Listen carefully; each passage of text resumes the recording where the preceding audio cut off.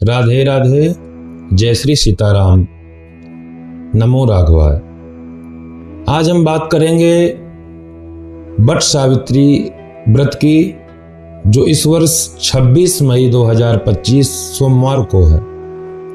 आखिर क्या है वट सावित्री व्रत और क्यों मनाना चाहिए, कैसे मनाना चाहिए, इसके पूजन विधि क्या है, इस व्रत को करने से क्या होता है, आप सभी से ये चर्चा पूरे विस्तार से करूंगा। वट सावित्री व्रत सावित्री नाम की एक स्त्री के द्वारा सर्वप्रथम किया गया था। सावित्री कौन थी? सावित्री ने क्यों वट सावित्री व्रत किया? सावित्री एक राजा की बेटी थी और उसको प्रेम हो गया एक वनवासी राजा द्युमत केतु के पुत्र सत्यवान से।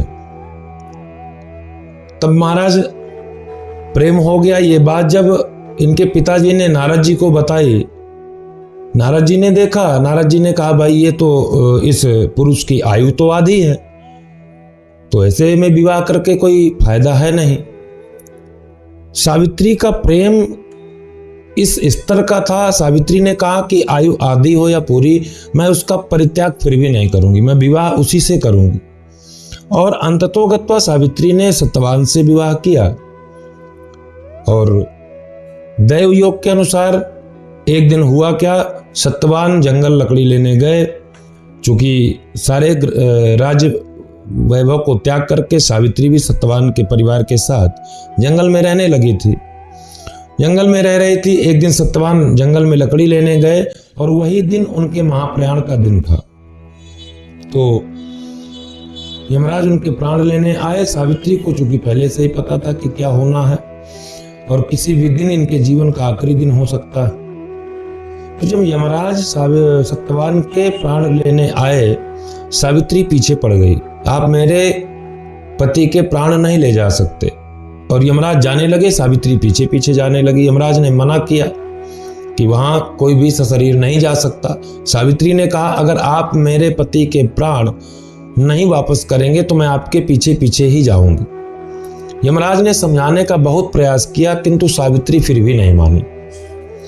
सावित्री के हठ, सावित्री के प्रेम को, सावित्री के समर्पण को देखकर यमराज बड़े आश्चर्यचकित हुए और मन ही मन प्रसन्न भी हुए। तब यमराज ने कहा कि भाई मैं आपके इस प्रेम और आपके समर्पण से बड़ा प्रसन्न हूं। आप एक काम करिए, आप हमसे वरदान मांगिए। और मैं आपसे इतना प्रसन्न हूं, आप हमसे 3 वरदान मांगिए। एक वरदान नहीं, आप हमसे 3 वरदान मांगिए। सावित्री ने सर्वप्रथम वरदान मांगा कि सत्यवान के माता पिता की जो नेत्र ज्योति चली गई है, वो नेत्र ज्योति आप हमें वापस कर दीजिए। उनका जो राज्य उनसे छूट गया है, वो वन में आकर के रह रहे हैं, तो उनका राज्य वापस कर दीजिए। और तीसरा, हमें 100 पुत्रों की प्राप्ति हो जाए, ऐसा आप हमको वरदान दे दीजिए। सावित्री को यमराज ने वरदान दिया।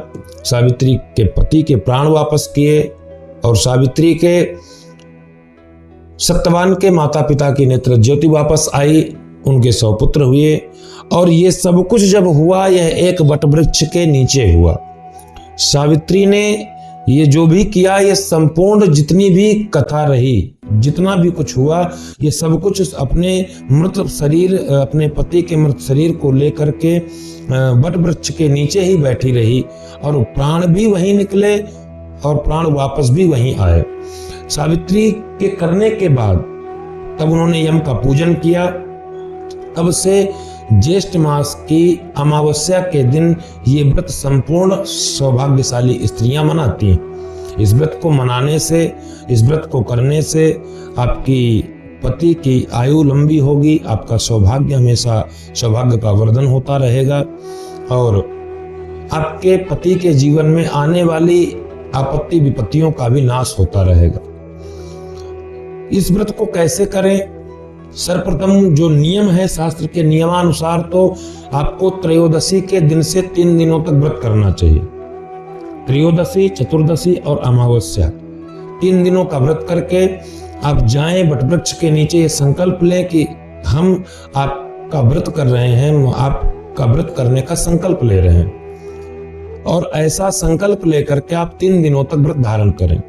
अमावस्या के दिन आप 2 टोकरी लें। एक टोकरी में सप्तधान भर करके पहले ब्रह्मा और ब्रह्म सावित्री की मूर्ति बना करके रखें। दूसरी टोकरी में सप्तधान भरें, उसमें सावित्री और सत्यवान की मूर्ति बनाकर रखें। 1650 पूजन की थाली तैयार करें और आप अपने नजदीकी वटवृक्ष के पास जाएं। नजदीकी वटवृक्ष के पास जाकर के यथोपचार, लब्धोपचार, षोडशोपचार जैसी जिसकी सामर्थ्य है, आप सामर्थ्य के अनुसार जाकर के पहले सावित्री और सत्यवान का पूजन करें, ब्रह्मा और ब्रह्म सावित्री का पूजन करें और उसके बाद आप वटवृक्ष का पूजन करें, यम का पूजन करें। वटवृक्ष को सूती धागा 108 बार लपेटना है और परिक्रमा करनी है। परिक्रमा करते समय आप एक मंत्र जपें, उस मंत्र को जपते जपते ही परिक्रमा करें। मंत्र है ओम नमो वैवस्वताय। इस मंत्र को जपते जपते ही आप वटवृक्ष की 108 परिक्रमा देंगे।